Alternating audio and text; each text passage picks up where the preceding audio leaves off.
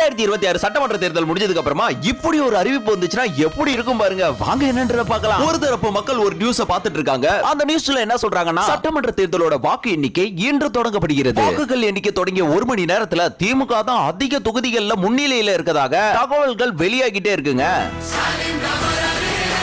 மீண்டும் 2026 திமுக தான் ஆட்சி. திரும்பவும் மக்கள் நியூஸ பார்த்துட்டு இருக்காங்க. ஒரு 5 மணி நேரம் கழித்து பிரேக்கிங் நியூஸ், திமுக 130 தொகுதிகளையும் தாவேகா 100 தொகுதிகளையும் கைப்பற்றி தாவேகா 2வது இடத்தில் உள்ளது. அடுத்ததாக வாக்கு முடிவுகள் நெருங்கும் நேரம். கால் எடுக்க நடந்தோம், கத்தி கத்தி செத்தான்.